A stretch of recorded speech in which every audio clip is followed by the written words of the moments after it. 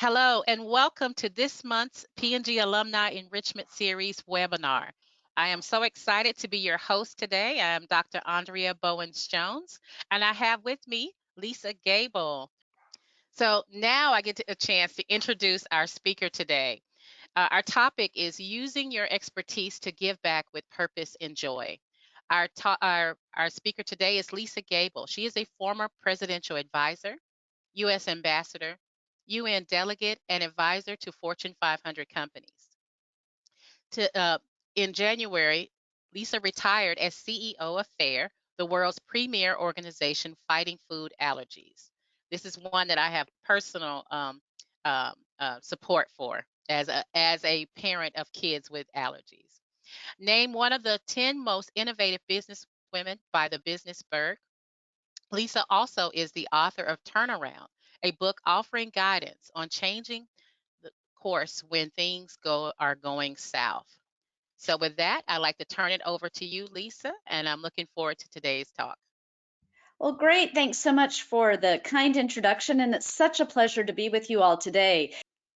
Through the introduction, as you all may have gathered, I've had a number of careers. However, my husband was asking me why I keep calling this my third phase of life.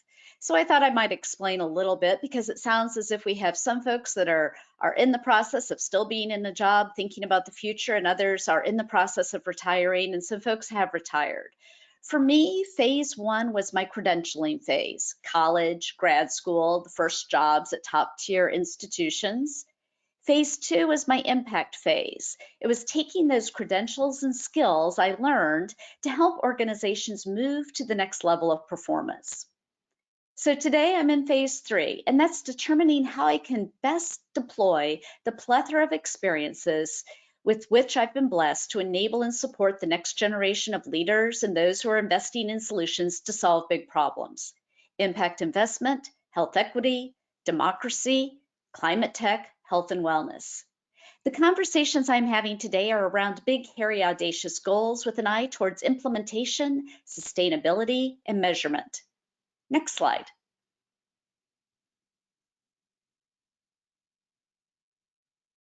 I call this the Think Big slide. A great thing about innovators is their immense creativity, their desire to create cool technologies that we see in science fiction and make them a reality.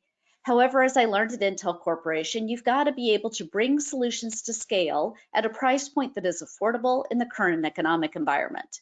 And that's a tall order, which requires a multi-sectoral approach and tapping into nearly 40 years of my personal experience in nonprofits, government, and business. In my career, I've seen the big idea work many times, and I've been fortunate enough to see it transform organizations and improve people's lives. Today, the economics of the business are complex. The future is murky.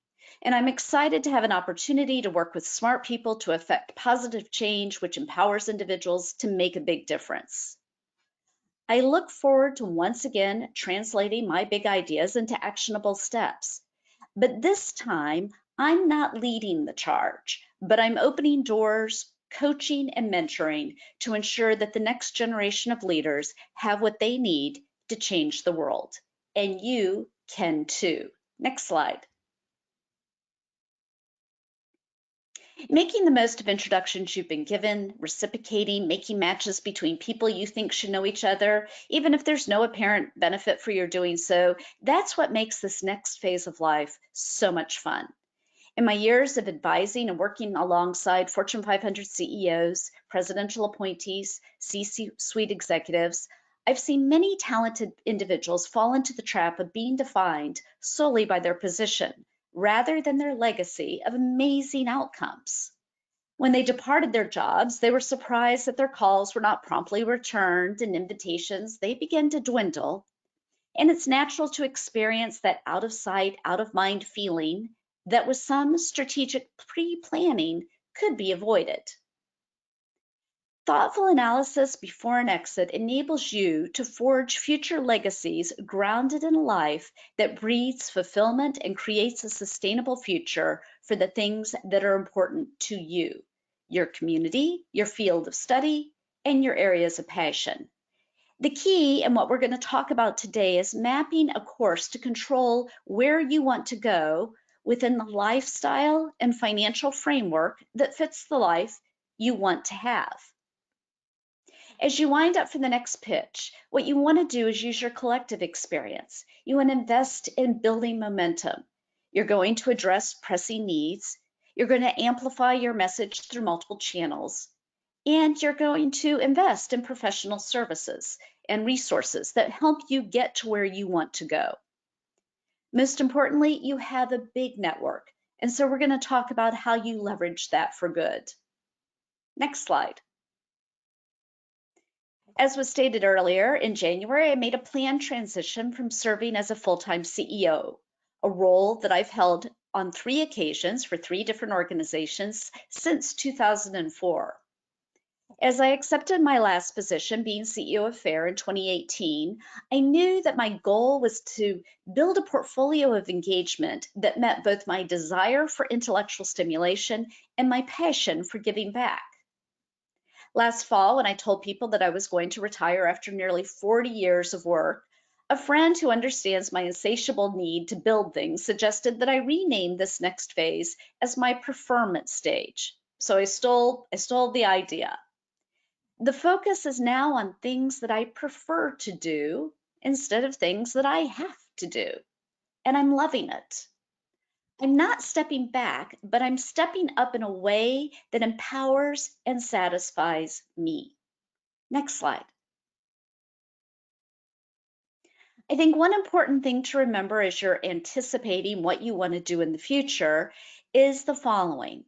I know that I am not defined as what I was. I'm still defined as who I am and who I will be.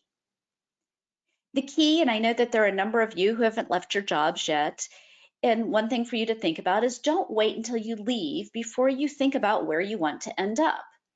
Start thinking about it today, a few years before you make that big announcement. Describe your perfect world scenario, identify jobs 1, 2, and 3 that you want to accomplish, reframe success, and evangelize your vision that benefits other people. Next slide. You want to break down your past. You are doing a process, and the easiest thing for you to do is a process that you did in your own business work. You're going to audit your contacts and your finances. You're going to assess your asset's value. That asset is you. It's you, your network, your knowledge. And you're going to evaluate it against your future vision of where you want to be. You're going to decide what stays in your life and what you get rid of. You're going to define yourself around the positive change you're going to make in society and business. And most importantly, you're going to build something with compassion and humility. Next slide. As in business, you're going to define a path. You're going to have a path from your present, you're currently in a job, to your future, when maybe you're stepping away from a job. And so use the same process that you've probably used at work. Create a decision tree. That decision tree should be defined again by finances. No one can underestimate the importance of finances, how much you want to live on, and also how much you want to give away. But secondarily, that decision tree is going to be your decision tree. It's going to take you through a decision-making process around the interests that you've defined, jobs 1, 2, and 3, those things that you want to do at this phase in your life. And then you're going to build a personal team that focuses on the narrative that defines you at this stage. Those may be people that are currently in your life, or you may start reaching out into other environments of areas that you want to go into and building a new team of people, both younger and older than you are, or the same age, who can mentor you through this process. And most importantly, you're going to continuously refine your decision making based on what you learn. Next slide. But you're going to execute at the pace that you want with agility and heart.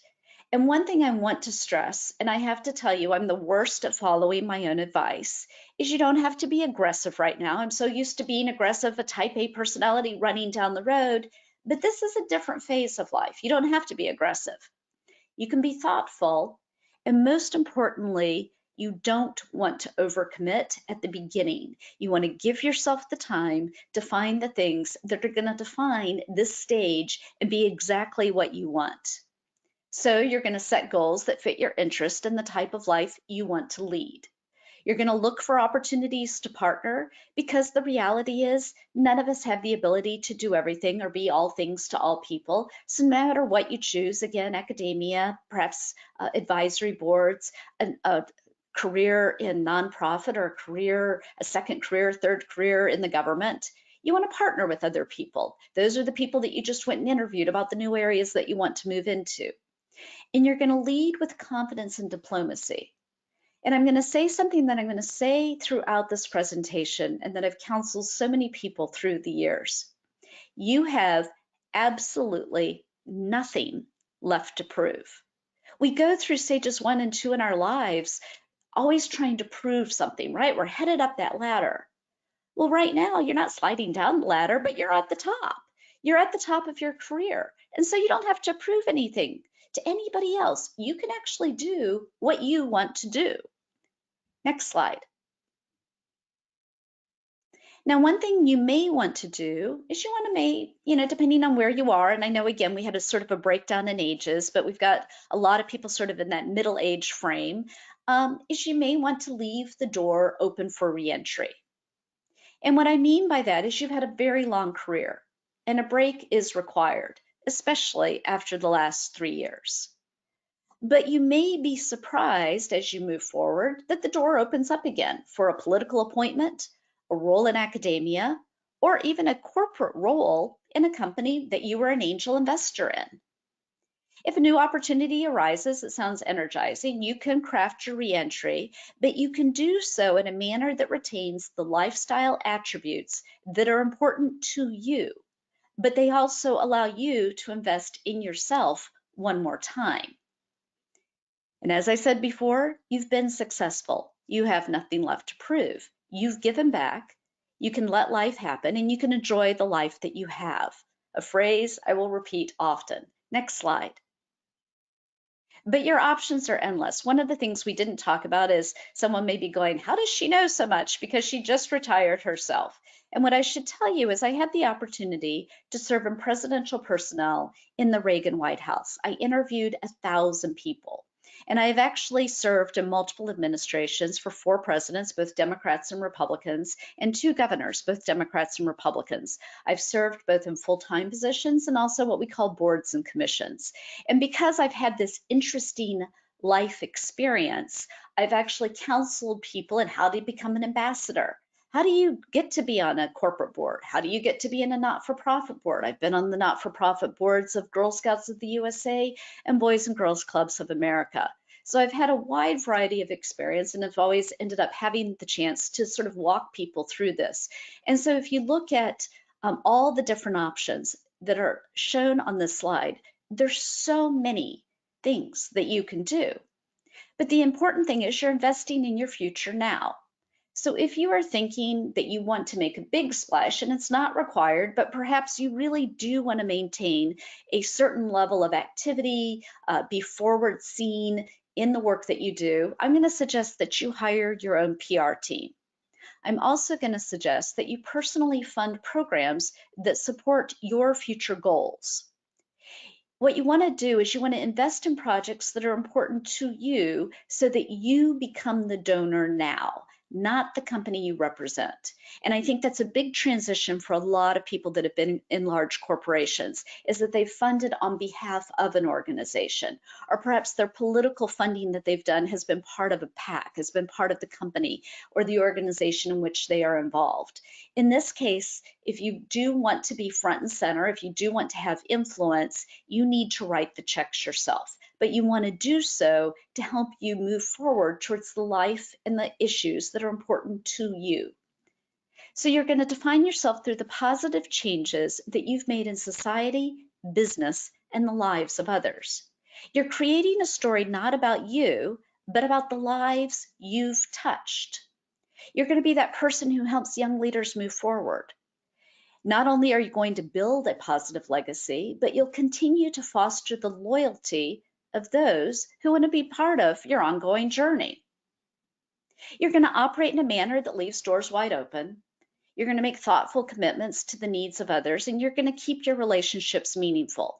Again, you get to have a break, but be transparent about it and make sure that you return people's emails, especially if you do want to take a break, go on vacation, do some travel, but re-enter later on. You want to build a narrative that defines how you want to be known. So I suggest working now with a coach or a peer mentor to quantify the results that you've brought about through your incredibly illustrious careers and perhaps the volunteer work that you've done. You want to speak with facts, same thing that you would do in any resume, and you're going to be diligent in recording the successes that you've achieved in your career. You're going to do good work, and you're going to have a long history of positive impact, and you've already had a long history of positive impact, so show it. And as I said, this is a list of all the options that are available to you, and there are even more. Let's go to the next slide. If you read my writings, I publish in 4 different magazines, and I also have written my book. I talk a lot about mentoring, and I'm sure many of you have mentored. So if you want to go back to work, if you're leaving that door for reentry, or if you just want to dabble a little bit more, some tips for you to consider. Make the most of the introductions. Even if you don't see the reason for meeting someone, you could be surprised how that chance meeting, that chance coffee opens up a whole new opening of opportunity. You're going to reciprocate the kindness that people give to you through this process because you're asking people to help you figure out. You're actually getting mentored by other people. And you're going to matchmake. As you go along the path, you're going to think about somebody you just met who might be good for someone else to meet. And what you may want to do is combine credentialing yourself with coaching.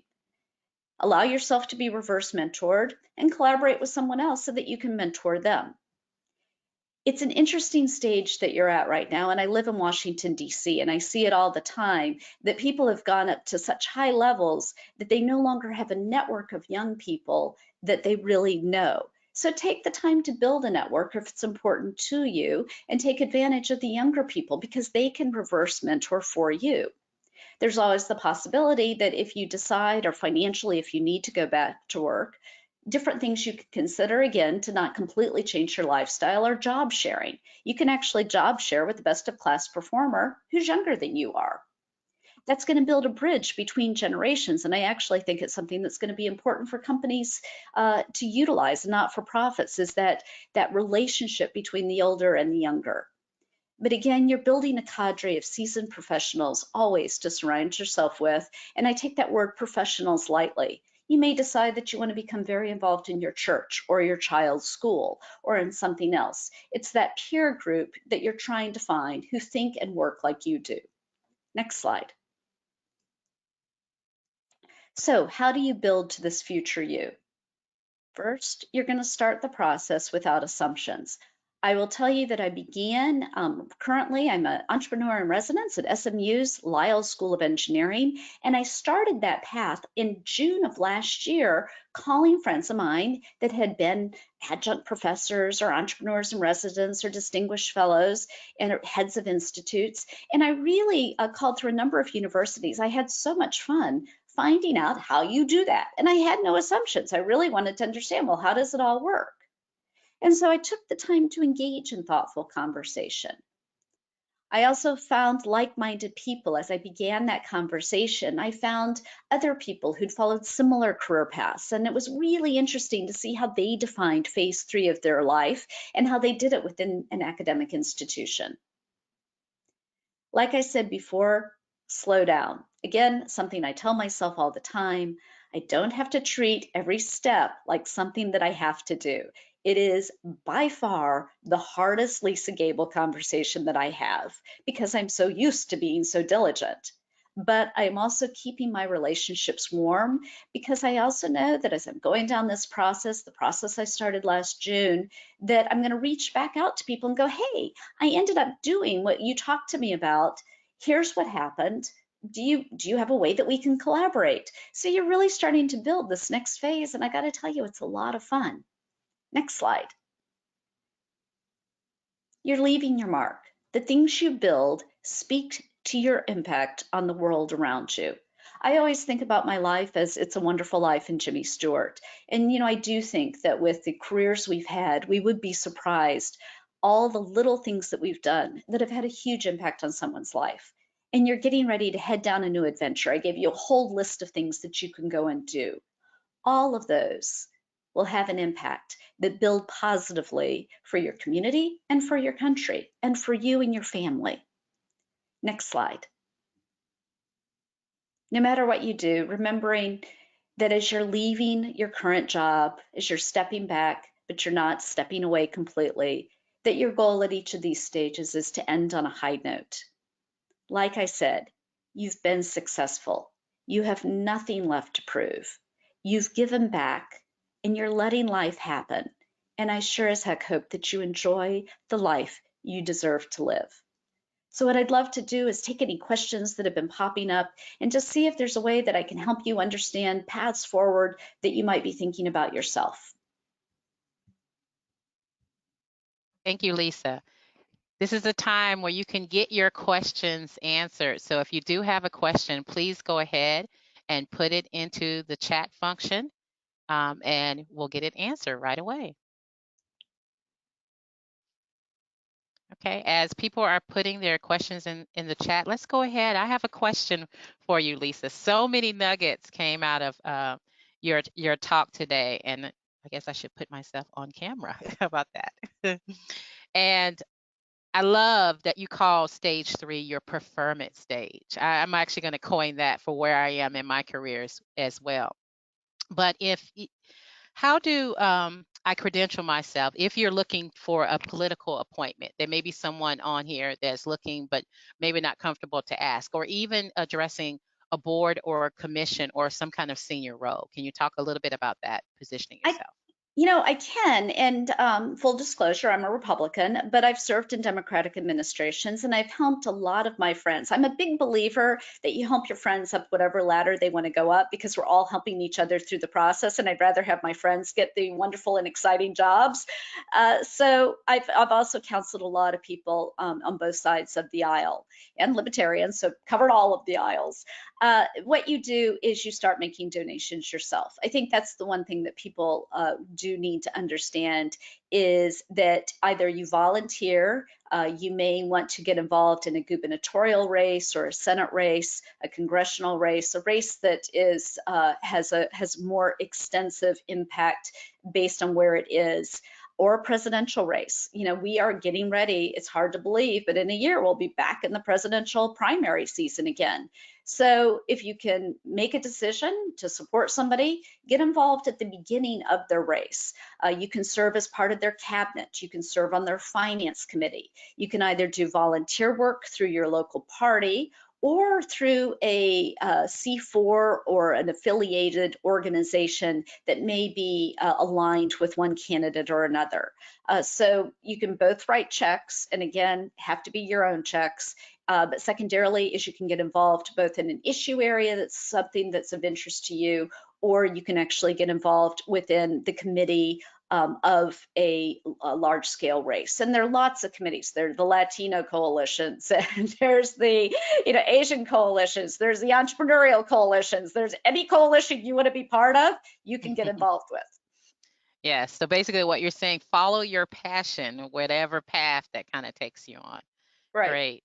So another question for you, and this one I can speak to as I transition from corporate to the nonprofit space.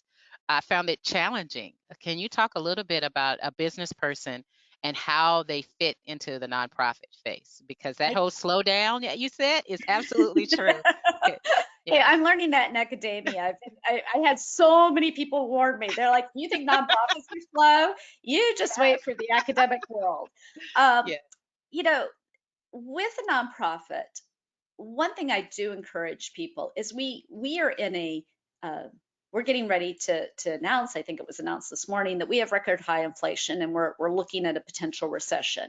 It has never been more important for people to bring business expertise into the not-for-profit world.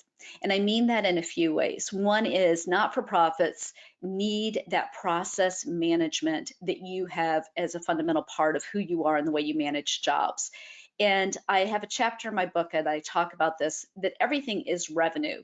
Even though it's not for profit, it is still revenue. They don't think about it that way. But there are ways in the medical field that I've been involved in for the last 4 years where you can get companies to invest in pre competitive data within the context of medical research. That is a place where it really enables you to serve as that bridge to explain to the not for profit what they need to do, setting up the research institutions and mechanisms. I set up a clinical network at 50 major medical institutions around the United States.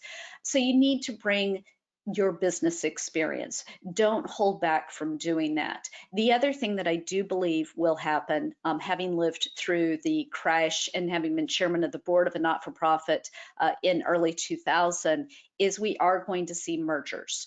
And that is one thing that people in the not for profit space wait way too long. I've been getting notes from friends of mine in different organizations, and I've been strongly encouraging them to seek a merger, not necessarily with just one organization, but possibly two or three organizations. There will be a massive consolidation that will happen during the next year and a half. And so, if there's an issue that's really important to you, bring that experience. The other is I've been helping a lot with the Ukraine situation, both in country as well as relief for humanitarian needs for people who fled. And you'll see if anyone, I'm going to encourage everybody, please connect with me on LinkedIn because I do post a lot on these different topics. But I'll be posting, for example, what's going on with the women who fled. The majority of them come from high tech, CPG, law firms. They have professional experiences just like ours, and they need mentoring right now. So if that's your passion, go for it. Bringing your business expertise is going to be essential to ensuring that goods and services make it to those in underserved communities or humanitarian causes, because otherwise we are going to struggle. So you are entering this space at exactly the right time. So good and so timely for your message. So while you're on this kind of thing about making the transition, can you also talk about making the transition into teaching, especially for someone who doesn't have a teaching background but maybe a passion for it? It goes state by state, and whether or not you want to teach in elementary school, high school, college, university structure. And I think if you there's a credentialing process within the states. I know that private schools don't have the same credentials challenges. So if you want to move from being you've been an accountant or in finance within P&G, move into teaching math. But that's an opportunity. On the university side, there's what I discovered, and actually this is the area I started exploring back in June, is right now universities are building a lot of executive education programs as well as institutes. And Mm, so what the institutes, and I'm affiliated with an institute within the engineering school, what the institute does is it allows you, without having the PhD perhaps that's required for being a full professor, it gives you the opportunity to work with the students and craft projects that enable the students to get both the business experience as well as meet a need that has been identified perhaps within the area of humanities or a community or something else. So this is probably right now at every major institution there are a number of these. There's one that's called Leadership and Character at Wake Forest. I love that. I mm, just love it. Where you can bring business ethics. That's a topic that students want to understand. So you may not be able to, and if a friend of yours asks you to teach in a class that they have, and I do this for University of Southern California, I do it for SMU, where I'll go in and I'll just teach a class bringing forward my business experience. And it's so much fun. So yes. lots of different ways to move into that circle. Yeah, I love the point you made about just being a guest lecturer. That's one that I have done too without having the hassle of kind of figuring it out. So another thing you talked about, another question we have is you talked about you coached a lot of people that were moving into different areas. Can you talk a little bit about some of the pitfalls that you've seen people as they transition to these new careers, whatever the path is, that maybe can help our audience to kind of think through those? Yeah, humility is required. You're starting at the as an outsider again. And so that does require a little bit of humility, and learning how to. One of the things I talk about even in business when I do turnarounds, and I think it's so important as you're transitioning, is you need to speak in the vernacular of the organization or entity in which you are entering. And so learn how they talk and learn what phrasing they use, and then take your arguments or your points that you want to make and craft it within the way that they're used to hearing it, because they're not going to be used to what you're saying. And they're not going to think about process management in the same way at a lot of these organizations, especially the government, academia, and not for profit. So Hmm. you do have to learn to talk the way that they talk. The other is reverse mentoring. Mm. I'd never written a book before, and I relied on a group of 26, 27, and 28-year-olds to help me learn how to write a book. And Mm. again, there's a lot of, that you have to be humble, because I didn't know. I'd never done my social media for the purposes of talking about things other than my family, my dog, and my, whatever, the flowers outside Yes. in the garden. And so I find myself surrounding myself with young people who teach me how to use YouTube and TikTok, and they teach me things like how to write a book, how to market a book. So I think reverse mentoring becomes one of the critical things. If you're going to go into an underserved community, or if you're going to go on a humanitarian mission, that's the other piece of the puzzle. And there are a lot of Mm. articles that have been written about this. You need to let that community mentor you Yes. and not walk in there with a plan for them. Awesome. And so we all heard it here. Lisa Gable is on TikTok. That's what you're saying. No, all great points. The humility one to me stands out because if you think about these very high leaders leaving and then going into a serving role, essentially becoming servants in these other organizations. So another question is you say I need to invest in professional help. Yep. So you talk about coaches and mentors. Can you go into a little more detail about what you mean by professional help and also how much money are you talking about when it comes to investing in ourselves?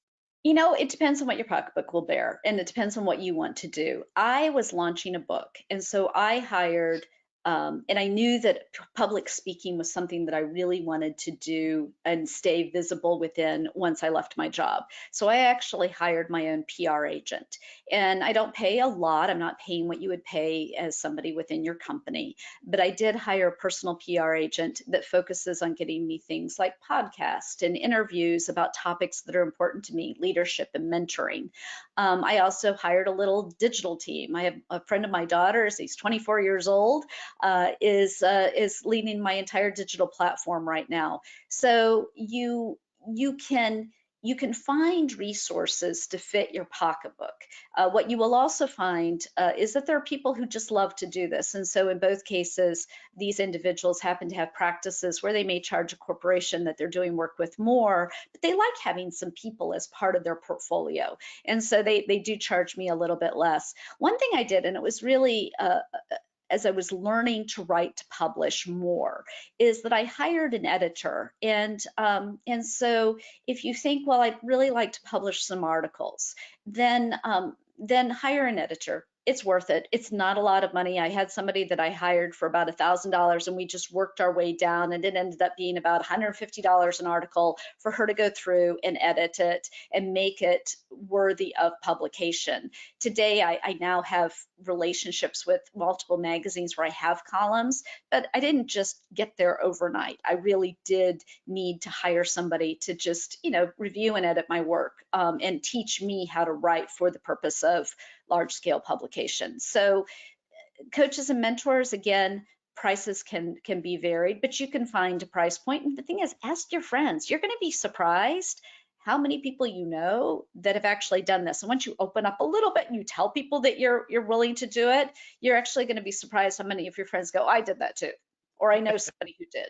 So, in Washington, I know that there, and also in Silicon Valley, two places where I've spent most of my business career, there are people that you can hire to work with you.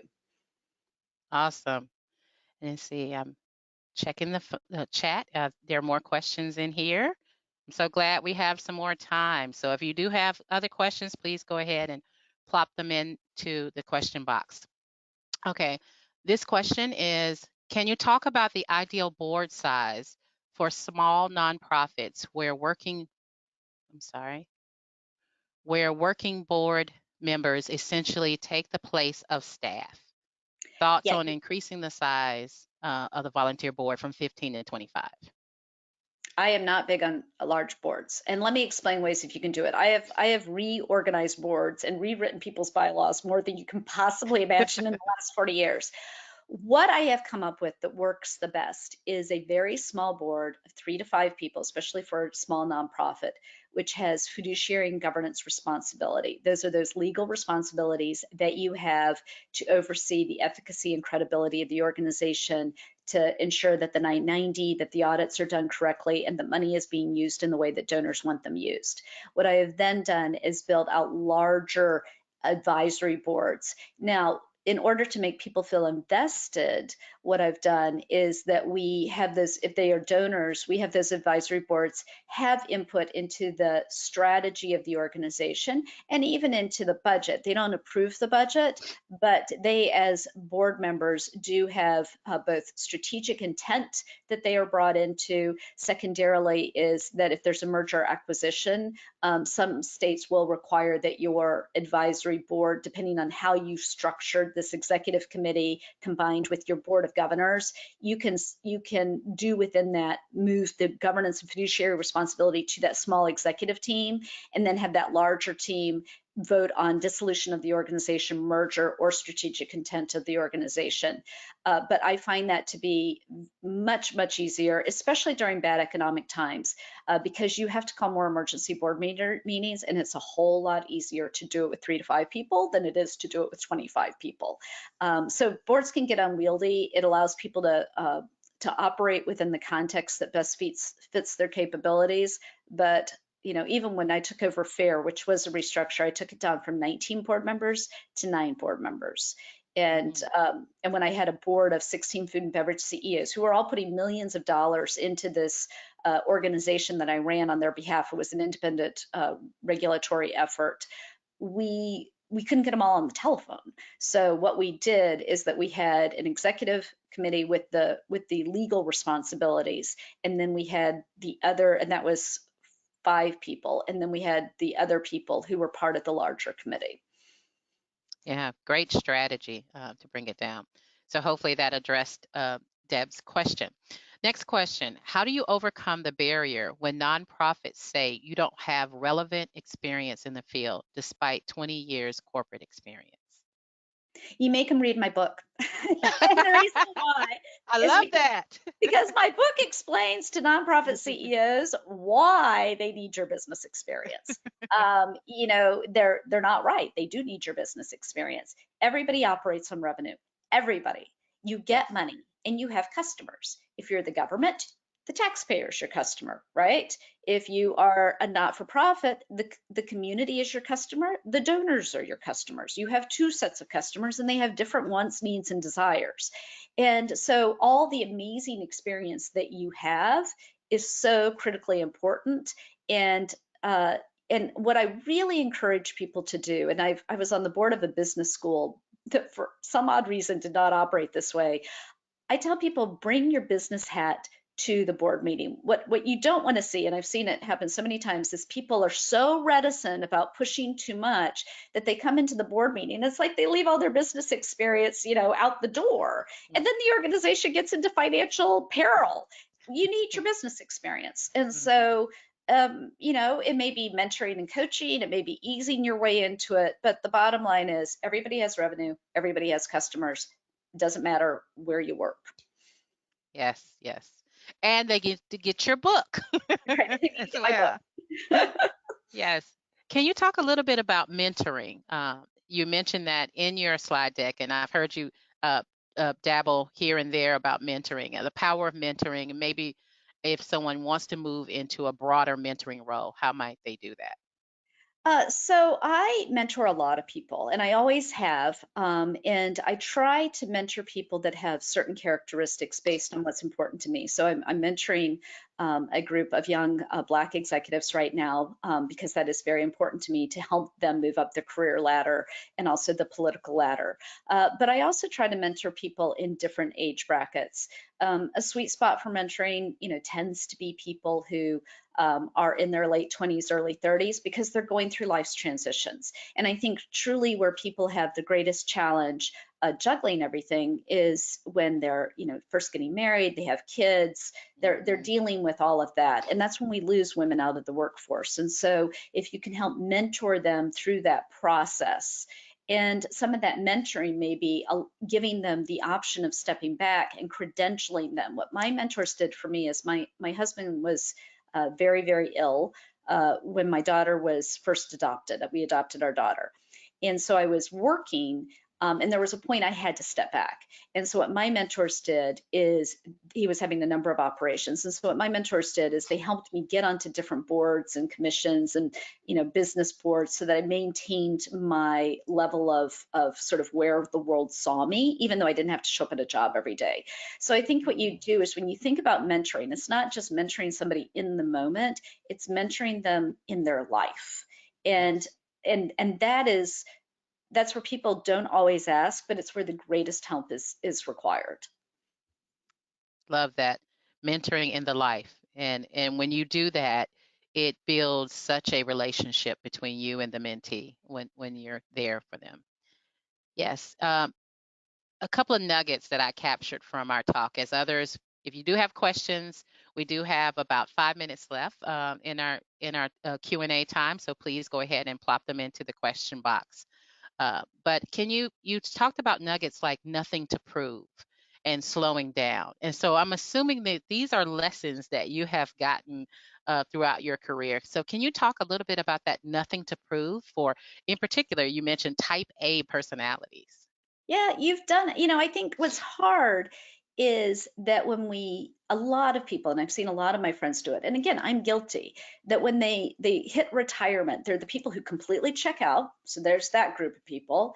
But Yes. then there are the people who keep running at the same pace, doing all their volunteer stuff at the same level of commitment that they were doing when they were working.